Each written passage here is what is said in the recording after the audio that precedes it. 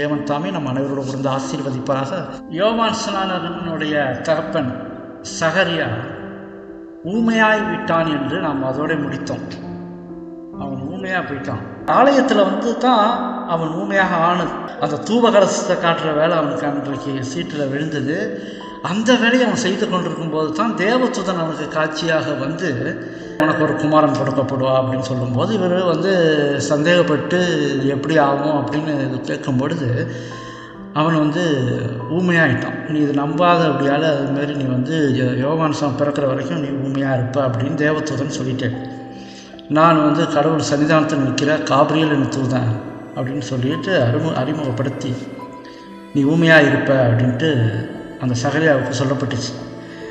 இந்த காட்சி அங்கே நடந்துகிட்டு இருக்குது. வெளியில் ஜனங்க காத்துட்ருக்காங்க. என்ன சகரியா உள்ளே போனவர் இன்னும் காணுமே, காலம் ரொம்ப நேரமாக ஆகுது, இன்னும் ஏன் வெளியே வரல அப்படின்னு அவர்கள் காத்து கொண்டிருந்தார்கள். நார்மலாக அவர் சீக்கிரம் வந்துடுவார், ஏன் இன்னும் வரல, ஏன் வரல அப்படின்னு காத்துட்ருக்குறாங்க. கடைசியாக வெகு நேரம் சென்று அதுக்கப்புறம் அவர் வெளியே வரார். வெளியே வரும்பொழுது அவர்கள் பார்த்த முதல் காட்சி, சகரியாவை பார்த்த முதல் காட்சி, அவன் வெளியே வந்துட்டுருக்கான். அவனால் பேச முடியல, அது அவங்களுக்கு தெரியாது. அவன் ஊமையாக போயிட்டான்னு அவங்களுக்கு தெரியாது. ஆனால் ஒரு காட்சியை பார்த்து ஆச்சரியப்பட்டார்கள். அவன் முகம் வெளிச்சமாக இருந்தது, பிரகாசமாக இருந்தது என்பதை பார்த்தார்கள். அப்போ எப்படி அந்த பிரகாசம் வந்தது என்பது நம்ம அறிவோம். அவன் தேவதூதனை முகமுகமாய் பார்த்ததுனால அந்த பிரகாசம் அவன் மீது அடித்து கொண்டிருந்தது. அவன் தேவதூதன் காட்சி கொடுத்துட்டு போயிட்டார், பேசிட்டு போயிட்டார். ஆனால் இவன் முகத்தில் அவனுடைய பிரகாச ஒளி இன்னும் இனி ஒன்று இருக்குது. ஜனங்களெல்லாம் பார்த்து ஆச்சரியப்பட்டார். என்ன நடந்ததுன்னு தெரியலையே உள்ள அப்படின்ட்டு. அவனால் ஜனங்களிடத்தில் பேச முடியாமல் இருந்துச்சு. பேச முடியாவிட்டாலும் செய்கையாலே அவன் என்ன செய்கிறான், காட்டுறான். தான் ஒரு தேவதூதனை பார்த்ததாக அவன் செய்கை மூலயமாக காட்டுறான். தான் சந்தேகப்பட்டதால் தான் நான் இப்படி ஊமையாயிட்டேன்னு கூட செய்கையால் அவன் அந்த ஜனங்களிடத்தில் செய்கையோடு பேசுகிறான். அப்போ யோவான் ஸ்நானகன் அதுக்கு பிறகு யோவான் ஸ்நானகன் பிறக்கிறாரு. பிறக்கும் பொழுது தான் இந்த சகரியாவுடைய வாய் கட்ட வைக்கப்படுகிறது. அவன் ஊமையாக இருந்தது அன்றைக்கு தான் பேசுகிறான். சகரியாட்ட கூட எடுத்தோன்னே கேட்கல. யோவான் பிறந்தோன்னே இவனுக்கு என்ன பேர் வைக்கலாம் அப்படின்ட்டு யோவான் அப்படின்னு இல்லை, யோவான்ற தகப்பின் பேர் தானே வைக்கணும், அதானே வழக்கம் அப்படின்னும் போது டக்குன்னு சகரியா டக்குன்னு நீங்கள் என்ன சொல்லுங்கள், நீ அவருக்கு என்ன பேர் வைக்கிறது அப்படின்னு கேட்கும் பொழுது சகரியாவும் அவர் கையால் எழுதி யோவான்னு அவரே எழுதினார். இதை பார்த்தோன்னே ஜனங்களெல்லாம் ரொம்ப ஆச்சரியப்பட்டார்கள். எப்படி ரெண்டு பேரும் ஒரே பேரை சொல்கிறாங்க அப்படின்ட்டு. அங்கே குடியிருந்த மலை முழுவதும் இந்த செய்தி பரவிடுச்சு. ஆச்சரியப்படுகிற செய்தி பரவிடுச்சு. எல்லோரும் இந்த செய்தியை கேட்டு ஆச்சரியப்பட்டு என்ன நினைக்கிறாங்கன்னா, யோவான் ஸ்நானகனை இந்த பிள்ளை எப்படிப்பட்டதாக இருக்குமோ என்று ஒரு அச்சப்பட்டார்கள், ஆச்சரியப்பட்டார்கள். இந்த பிள்ளை எப்படிப்பட்டதாக இருக்குமோ அதை கூட சகரியா தீர்க்க தரிசனமாக சொல்கிறார். யோவானுடைய தகப்பனை தீர்க்க தரிசனமாக தன் பிள்ளையை குறித்த சொல்கிறார். நீயோ பாலகனே உன்னதமானவருடைய தீர்க்கதரிசி எண்ணப்படுவாய். தன் சொந்த தகப்பனை தன் மகனை பார்த்து நீ உன்னதமானவருடைய தீர்க்கதரிசி எண்ணப்படுவாய்ன்றார். நீ கர்த்தருக்கு வழிகளை ஆயத்தம் பண்ணவும், நமது தேவனுடைய உருக்கமான இரக்கத்தினாலே அவருடைய ஜனத்துக்கு பாவ மன்னிப்பாகிய ரட்சிப்பை வெளிப்படுத்தவும் அவருக்கு முன்னாக நடந்து போவாய். பின்னாக ஒரு இரட்சகர் வருகிறார், மிகப்பெரியவர். அவர் பரலோகத்திலிருந்து வந்தவர். அவருக்கு முன்னாக இவன் ஆயத்தப்படுத்த வேண்டும். இவனிலும் பெரிய மேன்மையுள்ளவர் வருகிறார், இவனிலும் பெரிய போதகர் வருகிறார். அந்த பெரிய போதகருக்கு முன்பாக இந்த சாதாரண ஒரு மனிதன் ஆயத்தப்படுத்த வேண்டும். மக்கள் சீர்கெட்டு போயிருக்கிறாங்க. லைட்டாக அவங்களுக்கு ஒரு வெளிச்சத்தை காண்பிக்க வேண்டும், மிக பிரகாசமான ஒரு வெளிச்சத்தை காட்ட வேண்டும். அப்படி என்று இவன் தீர்க்க தரிசனமாக சகரியாவை குறித்து சொல்கிறேன். யோவான் எப்படி இருக்க வேண்டும் என்று தேவதூதன் கண்டிப்பாக சகரியிடத்தில் சொல்லிட்டேன். அவன் திராட்சை ரசம் குடிக்கக்கூடாது, மது குடிக்கக்கூடாது. எந்த விதத்திலும் அவன் சரீரத்திலையும் சரி, ஆவிக்குரிய வாழ்க்கையிலும் சரி, கரைப்படாதவனாக இருக்க வேண்டும். இது நமக்கெல்லாம் ஒரு பாடம். இதில் ஜனங்களை ஆயத்தப்படுத்த ஒரு முக்கியமான வேலை யோவானுக்கு கொடுக்கப்பட்டிருந்துச்சு. பெரிய வேலை கொடுக்கப்பட்டிருந்துச்சு. அவன் சுத்தமாக இருக்கணும். அப்போ தான் அந்த வேலை அவன் மூலியமாக செயல்படும். தேவ பிரசனம் இருக்க, பரிசுத்தாவின் பிரசனம் இருக்க, அவர்கள் இவனை வழி நடத்த யோவான் குறையற்றவனாக வாழ வேண்டும். சரீரத்திலும் மனதிலும் அவன் குறையற்றவனாக வாழ வேண்டும். இதுதான் தேவனுடைய திட்டம். அதே போல நம்மிடத்திலையும் நாம் ஊழியம் செய்கிறோமோ, மற்றவர்களிடத்தில் போய் பேசுகிறோமோ, நம்மை குறித்து ஆண்டவர் சொல்கிற காரியம் மனதிலும் ஆவிக்குரிய வாழ்க்கையிலும் சரீரத்திலும் நாம் சுத்தமுள்ளவர்களாக இருக்க வேண்டும் என்று ஆண்டவர் நம்மிடத்தில் எதிர்பார்க்கிறார். அப்போதான் அவர் சத்தியத்தை போதிக்க முடியும். யோவானை பாருங்க, சாதாரண ஒரு மனிதன். அவன் வனாந்தரத்திலே அவன் கூக்குரல் இடும்பொழுது எல்லாரும் அவனை பார்க்க வனாந்தரத்துக்கு தான் தேடி போனார்களே தவிர இவன் அவர்களை பார்க்க தேடி போகவில்லை. சத்தியத்தை சொல்ற எல்லாரும் இவனை பார்க்க வந்தார்கள். ஏனென்றால் அப்பேற்பட்ட ஒரு கூக்குரலாக இருந்தது, அப்பேற்பட்ட ஒரு போதகமாக இருந்தது யோவான் மூலியமாக. யோவான் ஒரு சீர்திருத்தவாதியாக இருந்தான், ஒரு சீர்திருத்தவாதி. வெளியில் உள்ள ஜனங்களுக்கும் அவனுக்கும் ஒரு வித்தியாசம் இருக்க வேண்டும். அப்படிதான் ஆண்டவர் அவனை கொண்டு வந்தார். வெளியில் உள்ள ஜனங்கள்லாம் விலையுயர்ந்த ஆடைகள், ரொம்ப ஒவ்வொன்று வாழ்ந்தவர்கள். அந்த நேரத்தில் பாவம் அதிகமாக இருந்தது என்று சொல்லப்படுகிறது. ஆசாரியர்களோட சரியான வழிகளில் போல, போதகர்கள் கூட, வேத பாரகர்கள் கூட வேறு வழியில் இருந்தார்கள். சதுசேயர், பரிசேயர்கள் எல்லாமே பாவத்திற்குள்ளாக இருந்தார்கள். ஆண்டவர் இப்போ கொடுத்த தீர்க்கதரிசி மோசையின் மூலியமாக என்னென்ன எப்படி நடக்க வேண்டும் என்று சொன்னாரோ அதன்படியே போயிட்டாங்க, விலைக்கு போயிட்டாங்க. அப்போ இவன் யோவான் சொன்னாங்க, நீங்கள் ஒரு உதாரணத்தை காட்ட வேண்டும், முன் உதாரணத்தை. சுற்றி உள்ள ஜனங்கள் விலை உயர்ந்த ஆடைகள் இருந்தாங்க. யோவான் சொன்னாங்க, என்ன உடுப்பை உடுத்தியிருந்தேன், ஒட்டகமயிர் அந்த உடையை உடுத்தியிருந்தார், கச்சை இடுப்பில் பெல்ட் கட்டியிருந்தார். ஜனங்கள் ஆகார திருச்சியினால் இருந்தார்கள். பயங்கர ஆகாரம் எதையோ இன்றைக்கு இருக்கு பாருங்க உலகத்தில். அந்த மாதிரி ஆகாரம் அதிகமாக இருந்து அதிலே தான் நோக்கமாக இருந்தாங்க. இவனோ வெட்டுக்கிளியும் காட்டுத்தண்ணியும் சாப்பிட்டான். வெட்டுக்கிளியை குறித்து பார்த்தோம்னா, வெட்டுக்கிளி பயிர்களை ஒழித்து அழிக்கும். அது நிறைய அந்த ஆப்பிரிக்காவிலலாம் பார்த்தீங்கன்னா கோடிக்கணக்கான வெட்டுக்கிளிகள்லாம் பயிர்களை நாசமாக்கி போடுகிறது. அப்பேற்பட்ட ஒரு அழிக்கிற தன்மை இருக்குது அதுக்கு ஆகாரங்களை. காட்டுத்தேன் மென்மையான வார்த்தைகளை குறிக்கிறது. அதாவது நம்முடைய சங்கீதம் 119 அதிகாரம் 103 வசனத்தில், 119 அதிகாரம் 103 வசனத்தில், உம்முடைய வார்த்தைகள் என் நாவுக்கு எவ்வளவு இனிமையானவைகள், என் வாய்க்கு அவைகள் தேனிலும் மதுரமாய் இருக்கும். அப்போ அந்த வார்த்தை இனிமையானது, தேனிலும் மதுரமானது. அப்போ யோவானுடைய அந்த இனிமையான வார்த்தைகள் அழித்து ஒழிக்கக்கூடிய, இதயத்தை உடைக்கக்கூடிய வெட்டுக்கிளி போன்றதுள்ளதாக இருக்கும் என்று தான் அந்த ஒரு அடையாளமாக அவன் அதை சாப்பிட்டான். அவன் வார்த்தைகள் மதுரமாக இருக்கும், ஆனால் அதே நேரத்திலே உள்ளத்திலே பாய்ந்து துர்க்கிரியைகளையும் பாவங்களையும் ஒழித்து கட்டும் கிட்டிய வெட்டுக்கிளிகளைப் போல. ஆகார திரட்சியும் மதுவும் சரீரத்தை கெடுக்கும், ஞானத்தை குறைக்க செய்யும். அதிகமாக ஆகாரத்தை ரொம்ப அதிகமாக நேசிக்கிறவங்க, சாப்பிட்றவங்களுக்கெல்லாம் கொஞ்சம் பல பிரச்சனைகள்லாம் வர செய்யும். எந்த இதுலேயும் குறையற்று இருக்கக்கூடாது. மது குடிக்கிறது எல்லாத்துலேயும் நம்மளை போட்டு சீரழித்து விடும். நம்ம இருக்கும் அந்த ஞானத்தை எல்லாம் குறைத்து விடும்.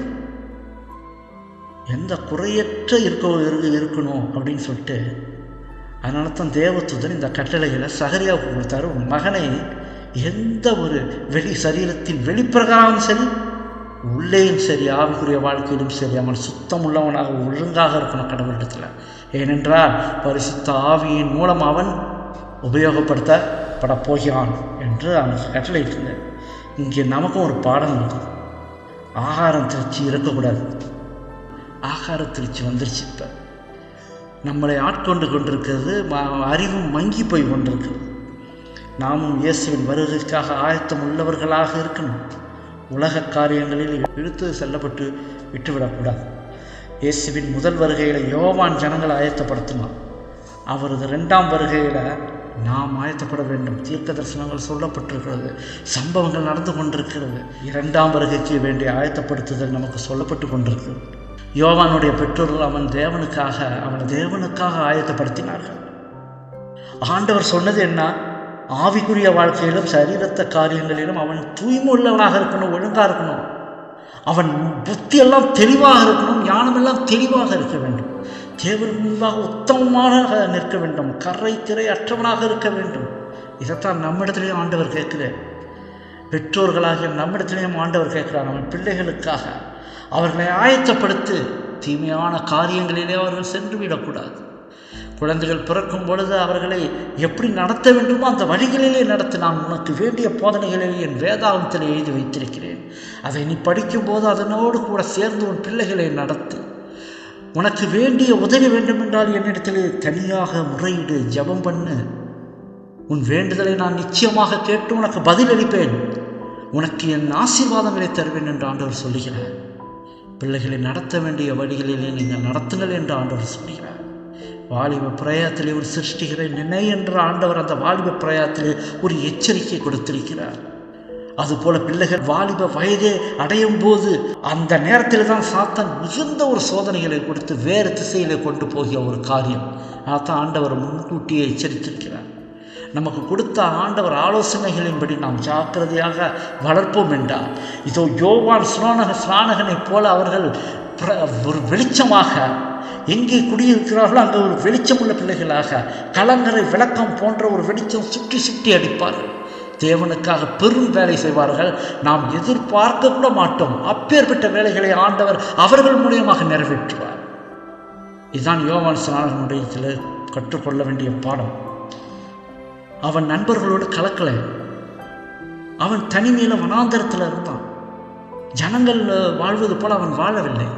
தனிமையிலே ஆண்டவரோடு நெருங்கி ஜீவித்து கொண்டிருந்தான். கெட்ட நண்பர்கள் எல்லாம் அவனிடத்தில் இல்லை. எப்பேற்பட்ட ஜாக்கிரதையாக வாழ்ந்தான். சாதாரண ஆகாரம், சாதாரண ஒட்டகமயிர் உடை, இடுப்பிலே கச்சை, இதுதான் அவனுடைய வாழ்க்கை. ஆனால் தேவனோடு அதிக உறவு. அந்த பரமசேனைகள் போல இவன் வாழ்ந்தான் அந்த பூமியிலே. யோவான் ஸ்நானகன் ஒரு சாதாரண ஆளன். தேவனுக்கு ஆயத்தப்படுத்துகிற ஒரு காரியத்திலே அவன் இருக்கிறான் என்றால் ஒரு சாதாரண ஒரு மனிதன் அல்ல. தேவன் பின்வருகிறான், இவன் முன் செல்கிறான், இவன் ஆயத்தப்படுத்துகிறான், இவன் ஆயத்தப்படுத்த வேண்டும் என்று உலகத்திலேயே இவனை ஆண்டவர் தீர்மானம் கொண்டார் என்றால் அவன் எப்பேற்பட்ட ஒரு மனிதனாக இருந்திருக்க வேண்டும். அதுபோல நாமும் இருக்க வேண்டும். தேவ ஜனங்கள் பாவங்களை பார்த்து பயப்பட வேண்டும். அதுபோல் அங்கே பார்த்தீங்கன்னா ஏனோக்கு அப்படித்தான். ஏனோக்கு அந்த சிட்டி பெரிய நகரத்திலே இல்லை, தனியாக ஒரு மலையிலே குடியிருந்தான். அந்த குடும்பத்தோடு கீழே அந்த ஜனங்களோடு மனுஷகுமாரர்களோடு அவன் சம்பந்தம் கலக்கலை. ஆனால் செய்தியை கொண்டு கொடுத்து வந்தான். சீக்கிரமாக உலகம் அழிய போகிறது, அந்த நோவா காலத்தில் குறித்து எச்சரிக்கை பண்ணான். ஆண்டவர் ராஜ்யத்தின் வருகையை குறித்து எச்சரிக்கை பண்ணான். ஜனங்களுக்கு பாவங்களை கண்டித்து உணர்த்தினான். ஆனால் அவன் குடியிருந்ததோ வெகு தூரத்தில். அந்த ஜனங்களோட குடியிருக்க விரும்பவில்லை. இந்த உலகத்தில் நம் மத்தியில் பாவங்கள் ஏராளமாக இருக்கிறது என்பதை நாம் அறிவோம். கிளைகள் போல முளைத்து நிறையா போயிடுச்சு. இப்போ ஒரு மரம் போல நின்று கொண்டிருந்தான் சாத்தான். அதில் கிளைகள் அதிகமாக தோன்றி நிறைய கிளைகளிலே நாம் பறவைகளை போல அந்த கிளைகளிலே போய் கூடு கட்டி கொண்டிருக்கிறோம். அந்த இடத்தை விட்டு வெளியே வர வேண்டும். பாவங்களை விட்டு வெளியே வர வேண்டும். அவைகளை காண்கிறோம், அவைகளோடு வாழ்கிறோம் இந்த பூமியிலே. ஆனால் அதனோடு சேர்ந்து வாழக்கூடாது. அதை விட்டு விலகி வாழ வேண்டும் என்று ஆண்டவர் நமக்கு எச்சரிப்பு கொடுக்கிறார். இதுதான் யோவான் ஸ்நானகனின் வாழ்க்கையிலே நாம் கற்றுக்கொள்ள வேண்டிய பாடம். இங்கு யோவானின் வேலை வனாந்தரத்தில் ஆரம்பித்தது. எல்லாரும் அவனை தேடி வனாந்தரத்தில் கூக்குற சத்தங்கள் கேட்குது. அது என்ன அப்படி சொல்லிட்டு எங்கிருந்தோ வனாந்தரத்தில் தேடி வந்தார்கள்.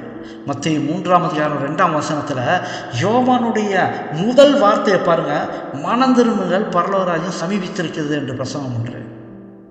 இதுதான் அவருடைய முதல் வார்த்தை, மனம் திரும்புங்க. இதே தான் இயேசு கிறிஸ்து சொன்னார், மனம் திரும்புங்க, பரலோகராஜ்யம் சமீபித்திருக்கிறது. அதே தான் யோவானும் சொல்றார். பரிசுத்த ஆவியானவர் ஒரே நேரத்தில் 2 பேர்ட்டையும் ஒரே காரியங்களை தான் வெளிப்படுத்தினார். யூதர்களின் தவறான பாதைகளை கண்டித்து உணர்த்தினர். அவர்கள் எந்த பாவத்தில் விழுந்திருக்கிறார்கள் என்று கண்டித்து உணர்த்தினான் அந்த யோவான் ஸ்நானகன். ஏரோதரத்தில் போய் நீ இந்த பாவத்தை செய்கிற ஜாக்கிரதையாக உணர்த்தினான். அவன் மனதில் குத்தப்பட்டது என்று சொல்லப்படுகிறான். அதுக்கப்புறம் அவன் ஏற்றுக்கொள்ளவில்லை. இவனை பார்க்க பெரிய பெரிய கவர்னர்கள், பெரிய பெரிய இளவரசர்களும் வனாந்தரத்திற்கு இவன் சத்தத்தை கேட்க வந்தாங்க. அவன் பேசுவதை கூர்ந்து கவனித்தார்களா. இது என்னமோ ஒன்று இருக்குதே, உள்ளத்தை தொடுகிறதே, இந்த சத்தியம் உள்ளத்தை ஆட்டுகிறதே, அசைக்கிறதே. அப்படியே ஆச்சரியத்தோடு பார்க்கிறாங்க யோவான் ஸ்நானகனை. அவர்கள் மனது, அநேகருடைய மனது தொடப்பட்டதான். அநேகர் தொடப்பட்டார்கள், தங்கள் பாவங்களை அறிக்கையிட்டார்களாம். அநேகர் தங்கள் பாவங்களை அறிக்கையிட்டார்கள், மனம் திரும்பினார்கள் என்று சொல்லப்படுகிறது. இந்த கூட்டத்தில் பரிசேயர்களும் சதுசேயர்களும் வர உள்ள வந்து பூந்திருக்காங்க. அவங்களும் இந்த ஞானஸ்நானம் நிறைய பேர் பெற்றது போல இவர்களும் ஞானஸ்நானம் பெற்றாங்க. ஆனால் முழுமையான மனம் மாறவில்லையாம் பரிசேயரும் சதுசேயர்களும். இவங்க சுயநலக்காரர்களாக இருந்தாங்க.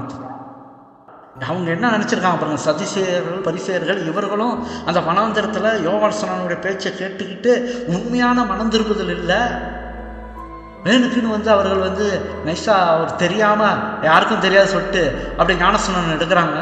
அவர் கூட எடுத்துட்டு யோவான் ஸ்நானனுடைய நண்பனாக ஆகிவிட்டா தனிப்பட்ட முறையில் தங்களுக்கு ஒரு சலுகை கிடைக்கும்னு நினச்சாங்க. இப்படிப்பட்ட ஒரு நாடகம் ஆடியிருக்காங்க சதுசேயர்களும் பரிசேயர்களும். வரப்போகிற மேசியாவுக்காக இவங்க என்ன சொன்னாங்க, தனிப்பட்ட முறையில் தங்களுக்கு நிறைய சலுகைலாம் கிடைக்கும்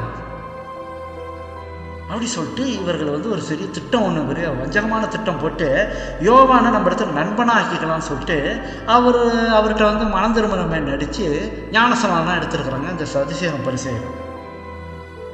அப்போ தான் யோவான் சொல்கிறாரு, இவங்களை பார்த்து தான் இந்த மாதிரி உள்ளத்தில் வஞ்சகமான செயலை வைத்துக்கொண்டு ஞானசம் எடுக்கிறவர்களை பார்த்தாண்டு அங்கே யோவான் சொல்ல, விரியன் பாம்பு குட்டிகளே, வருங்கோபத்துக்கு தப்பித்துக்கொள்ள உங்களுக்கு வகையாட்டினவன் யார்? இதனால தான் யோவான் அங்கே கண்டிக்கிறேன். அவர்கள் மாய்மாலமான ஒரு வாழ்க்கையை வாழ்ந்தார்கள். மத்திய 3:7 இருக்கிறது. விரியன் பாம்பு என்றால் உங்களுக்கு நன்றாக தெரியும். விரியன் பாம்பு கடித்தா அதிக விஷம் முடியாது, 1 மணி நேரத்தில் இறந்து விடுவார்கள் என்று சொல்லப்படுகிறது.